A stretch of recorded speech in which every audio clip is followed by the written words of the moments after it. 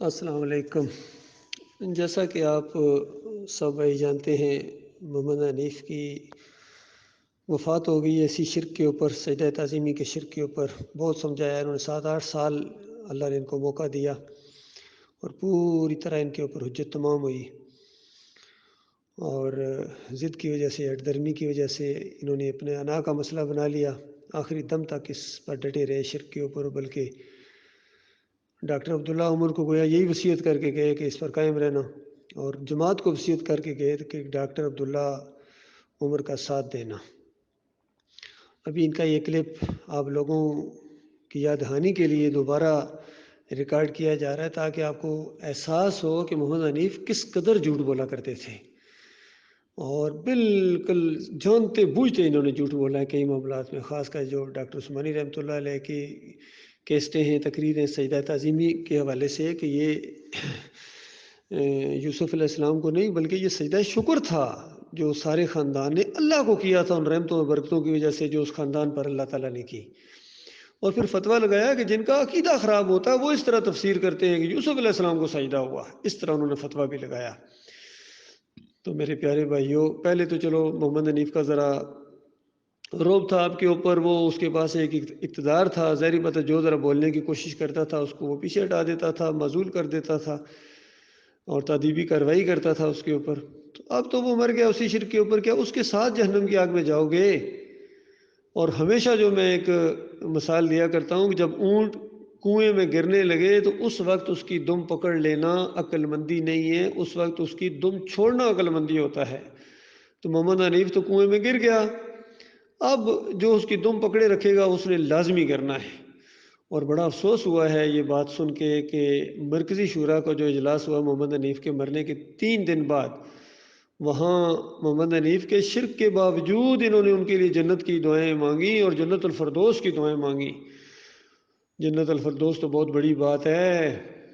مالک فرماتا ہے انہو من یشرک باللہ فقد حرم اللہ علیہ الجنہ ومأواہ النار وما للظالمین من انصار۔ جس نے شرک کیا اور موت آ گئی اور اسی شرک پر جمع رہا، اس کے اوپر اللہ نے جنت حرام قرار دے دی، اور اس کا ٹھکانہ آگ ہوگا، ہمیشہ وہاں ظالموں کا ٹھکانہ ہے اور کوئی مددگار نہیں ہوگا۔ دوسری جگہ تو بہت ہی زیادہ شدت کے ساتھ اللہ تعالیٰ نے کہا کہ جو شرک کریں، کفر کریں اور اسی کفر کے اوپر مر جائیں، ان کے اوپر اللہ کی لعنت ہے، تمام فرشتوں کی لعنت ہے اور تمام لعنت کرنے والوں کی لعنت ہے۔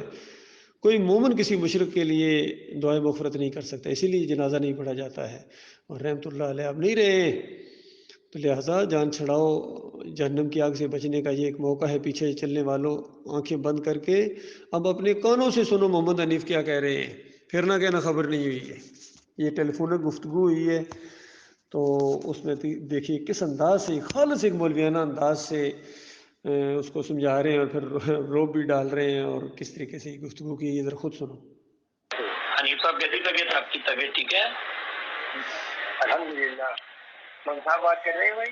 میں شایان بات کر رہا ہوں، ناظم آباد سے ہے، لاہور ہوٹل۔ شایان احمد۔ اچھا ہاں، میں یہ پوچھنا چاہ رہا تھا حنیف صاحب کہ یہ جو سورہ یوسف میں سجدہ آ رہا ہے، یہ اللہ تعالیٰ کو سجدہ ہے، سجدہ شکر ہے؟ یہ معلوم کیا؟ نہیں، اصل میں بات یہ ہے، مجھے معلوم نہیں ہے، یہ میرے ماما ہوتے ہیں، انہوں نے بتایا تھا اللہ کو سجدہ ہے، تو میں نے آپ کا نمبر لیا ہے، آپ کا نمبر لیا ہے میں نے۔ کون ہے آپ کے ماما؟ میرے ماما کاشف ماما ہے۔ بوکھلاٹ دیکھے۔ اچھا، میں نور الہی صاحب کا، نور الہی ہے نا ناظم آباد میں، جن کا انتقال ہو گیا۔ اچھا جی جی، میں ان کا پوتا ہوں۔ اچھا اچھا جی جی، دیکھیے وہ ہماری دعوت القرآن ہے، اس کی دوسری جلد میں سورہ یوسف کی تفسیر ہے، اسے آپ پڑھ لیں، مطالعہ کر لیں۔ تو وہ ہے نہیں میرے پاس، نہیں وہ مشہور ہوگی، آپ ہی دے دیں، وہیں جج کے مطالعہ کر لیں۔ تو اس میں کیا ہے لکھا ہوا ہے؟ ہمارے ناظرین میں سلمان صاحب، وہ ان سے بات کر لیں، وہ سمجھا دیں گے۔ اچھا اچھا، ویسے ہی آپ کے اس میں جو ہے یہ سجدہ اللہ تعالیٰ کو ہے، یوسف علیہ السلام کو ہے؟ اللہ کے حکم سے ہے یوسف علیہ السلام کو۔ یہ تعلیمی ہے؟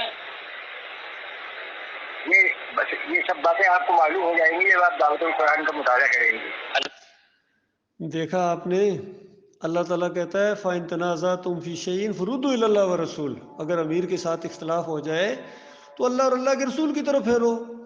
جس نے بھی بات کی ہے محمد حنیف نے یہی کہا ہے کہ میری تفسیر پڑھو، میری تفسیر پڑھو، ان کی تفسیر پڑھو تو کفر و شرک کی اس میں لکھا ہوا ہے دوسری جلد کے اندر۔ تو اس نے بس اس طریقے سے اس آیت کا بھی یہ انکاری ہے کہ اختلاف کی صورت میں اللہ اور اللہ کے رسول کی طرف پھیرنے کی بجائے کہتا ہے میری تفسیر پڑھو۔ اللہ کے حکم سے ہے، یوسف علیہ السلام کو ہے جی، یہ جیسے آدم علیہ السلام کو فرشتوں نے سجدہ کیا تھا جی، مانتے ہیں آپ اس کو؟ جی جی بالکل، وہ اللہ کے حکم سے کیا تھا۔ اچھا جی، ڈاکٹر عثمانی کی انہوں نے کیسٹیں سنائی ہیں، کاشف ماما نے وہ 2 انہوں نے کیسٹیں سنائی ہیں، اس میں وہ لہو کی زمین جو ہے ڈاکٹر عثمانی کی کیسٹوں کو چھوڑیں، آپ قرآن پہ چلے بس۔ تو دیکھیے کس قدر ظلم، ڈاکٹر عثمانی کی کیسٹوں کو چھوڑیں، آپ قرآن پہ چلیں۔ یہ وہی چیز ہے، طارق القادری کہتا ہے قرآن پہ چلیں، طارق جبیل کہتا ہے قرآن پر چلیں۔ وہ قرآن میں تو اللہ کو سجدہ ہے، سارے انبیاء نے اللہ کو سجدہ کیا ہے۔ سورہ مریم 58 نمبر آیت پڑھیں، سورہ آل عمران 80 نمبر آیت پڑھیں، سورہ الانعام پڑھیں، سورہ المائدہ پڑھیں، سورہ النساء پڑھیں، تو وہاں تو ہر جگہ یہ معاملہ بتایا گیا ہے کہ یہ بندگی صرف اللہ کی۔ سورہ نحل میں ایک آیت کے اندر سارے انبیاء کی اللہ نے دعوت بیان کر دی، اور کہا کہ اگر یہ بھی شرک کرتے تو ان کا کیا کرایا غرض کر دیا جاتا۔ کس فریب کاری کے ساتھ محمد حنیف کہہ رہے ہیں کہ ڈاکٹر عثمانی کی وہ تقریریں چھوڑیں۔ دوسرے ایک بیان میں بھی انہوں نے یہی کہا ہے چھوڑو ڈاکٹر عثمانی کو، تو محمد حنیف کو نہ چھوڑ دیں، ہم نے محمد حنیف کو چھوڑا ہے، ہم ڈاکٹر عثمانی کو نہیں چھوڑ سکتے، کیونکہ انہوں نے قرآن و حدیث کے مطابق فیصلہ کیا ہے، انہوں نے توحید بیان کی ہے، شرک کے اوپر چوٹ ماری ہے، اور محمد حنیف نے شرک کے دروازے کھولے ہیں۔ اب جو محمد حنیف کے نقش قدم کے اوپر چلے گا وہ گیا گھاٹی میں، کھڈے میں لازمی گرے گا۔ ہمیں اللہ تعالیٰ نبی علیہ السلام اور صحابہ اکرام کے نقش قدم پر چلنے کی توفیق عطا فرمائے۔ مزید سنیں ان کی بات۔ ڈاکٹر عثمانی پھر قرآن کے خلاف گئے، کافر ہو گئے وہ تو، چپ لگ گئی۔ آپ دعوت القرآن کا مطالعہ کریں، آپ بالکل بالکل جی جی، میں بول رہا ہوں کہ ڈاکٹر عثمانی کو ہم چھوڑ دیتے ہیں نا، جب یہ ڈاکٹر عثمانی نے قرآن کے مطابق فیصلہ نہیں کیا۔ ڈاکٹر عثمانی کے بارے میں یہ غلط افواہ پھیلائی ہوئی ہے۔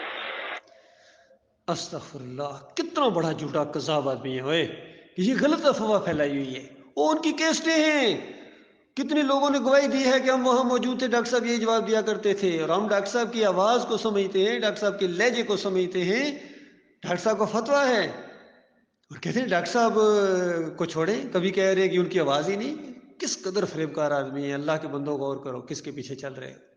سنو، ڈاکٹر عثمانی نے ایسی کوئی بات نہیں کہی، نہیں، جو 2 کیسٹیں آئی ہیں ان کی ڈاکٹر عثمانی کی کہ لہو کی ضمیر یہ اللہ کے لیے، وہ بناوٹی کیسٹیں ہیں، ڈاکٹر عثمانی قرآن کے خلاف نہیں کہہ سکتے۔ اندازہ لگائیے، کہتا ہے بناوٹی کیسٹیں، اور ڈاکٹر عثمانی قرآن کے خلاف نہیں کہہ سکتے۔ کس قدر یہ جھوٹا آدمی ہے۔ بہرحال اپنے انجام کو پہنچ گیا، اب اس کو سمجھ آ گئی ہوگی سجدہ کس کو ہوا تھا۔ استغفر اللہ، حنیف صاحب ٹھیک ہے، اس عمر میں آپ تھوڑا سا خیال کر لیں اپنا۔ ڈاکٹر عثمانی کی آواز ہے وہ میں نے پوری اس کی لیبارٹری سے ریسرچ کروائی ہے، ڈاکٹر صاحب کی آواز ہے وہ، ساری کیسٹیں وغیرہ جتنی بھی تھی ان کی، وہ ڈاکٹر عثمانی کی آواز ہے۔ اللہ ہی حافظ ہے آپ کا۔ یہ آخر میں ان کو احساس دلایا گیا، اس کا جواب نہیں دیا، بکھلائے ہوئے ہیں محمد حنیف صاحب۔ انہوں نے کہا میں نے لیبارٹری سے وہ ٹیسٹ کرایا تاکہ کسی قسم کا شک اور شبہ کوئی نہ رہے، یہ ڈاکٹر عثمانی رحمۃ اللہ علیہ کی آواز ہے، اور ہم سب لوگ گواہی دیتے ہیں کہ ڈاکٹر عثمانی رحمۃ اللہ علیہ کی آواز ہے، ان کا لہجہ ہے، ان کا انداز ہے، سب کچھ۔ اور ویسے بھی دوسری تقریروں کے اندر کئی دفعہ ڈاکٹر صاحب اس سجدہ تعظیمی کو ڈنڈوت کہا کرتے تھے، تو اس ڈنڈوت کو انہوں نے پھر رواج دے دیا محمد حنیف نے، اور اسی شرک کے اوپر یہ مر گئے ہیں۔ اب یہ رحمۃ اللہ علیہ ان کو کہنا یہ جہالت کی انتہا ہے، لہذا جس اصولوں کے تحت باقی طاغوتوں کا کفر کیا ہے، انہی اصولوں کے تحت محمد حنیف کا بھی کفر کیا جائے گا۔ یہ طاغوتوں کی لسٹ میں ایک اور طاغوت کا اضافہ ہو گیا، ہم تو ہزاروں طاغوتوں کا رد کرتے ہیں، ایک اور ہو گیا تو اسے کیا فرق پڑے گا؟ اللہ کے بندو غور کرو، ایمان خالص کی طرف واپس لوٹو، ورنہ ہمیشہ کی آگ میں تمہیں رہنا پڑے گا۔